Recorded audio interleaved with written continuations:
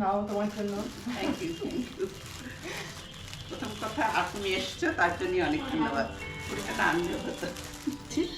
Actually আমার সামনে বসে আছে, আপনারা অনেকেই মানে চেনেন, সেটা হচ্ছে আমাদের রুমিদি, যিনি মানে এতটা দূর থেকে আমাদের ভালোবাসার টানে এই শিলিগুড়িতে কিন্তু বারবার চলে আসেন। তা সেই রুমিদিকে অনেক অনেক থ্যাঙ্কস যে আমাদের সান্নিধ্যে আসার জন্য। মাটির টান এতটাই বেশি যে রুমিদি কিন্তু সেই টানে বারবার ছুটে আসে।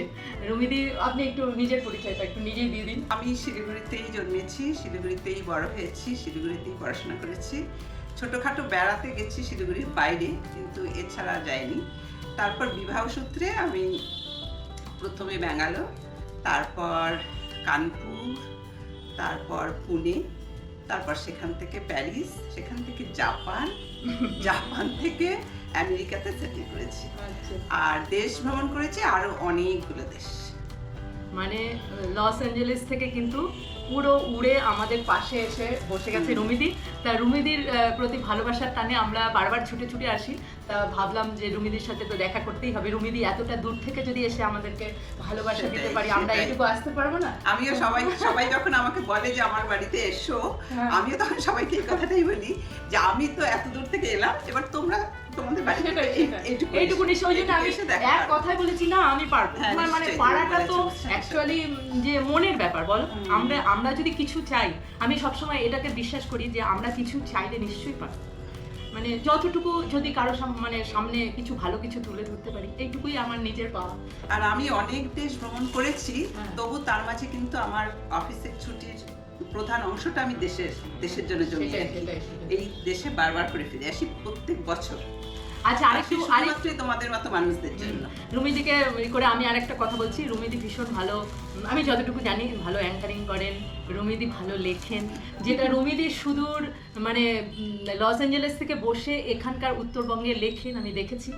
তা খুব ভালো লাগে এই ব্যাপারগুলো যে ওখানে এতটা দূরত্বে বসেও দেশের সঙ্গে, দেশের মাটির সঙ্গে কিন্তু যোগাযোগ কিন্তু সুন্দরভাবে রাখা যায়। আমাদের প্রত্যেকের সাথে কিন্তু রুমিদির মানে কি বলবো, আমার এই যে আমি প্রথম আজকে দেখেছি, আমার একবারও মনে হয়নি যে রুমিদি, তাই না? আসলে আমি এখানকার উত্তরবঙ্গ সংবাদ নিয়মিত খুঁটিয়ে পড়ি, আনন্দবাজার পড়ি, ফলে দেশের সমস্ত সাম্প্রতিক ঘটনার আমি খবর রাখি। ফলে সেই অনুভূতিটা থাকে যে কোথায় কি হচ্ছে না হচ্ছে, তার উপর নির্ভর করে একটু লেখা। তা খুব ভালো লাগলো যে এখানে এসে রুমিদির সাথে দেখা করলাম, রুমিদির সঙ্গে কথা বলছি।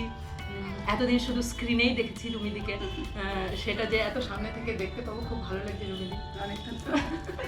এসেছো সেটাই আমার একটা বড় অনুভূতিটা হচ্ছে। প্রথম কথা, আমি চাকরি করি, চাকরিতে আমার অনেকটা সময় চলে যায় সকালবেলা উঠে, বাট তবুও আমি ফোনে, ইমেলে সবার সাথে যোগাযোগ রাখি।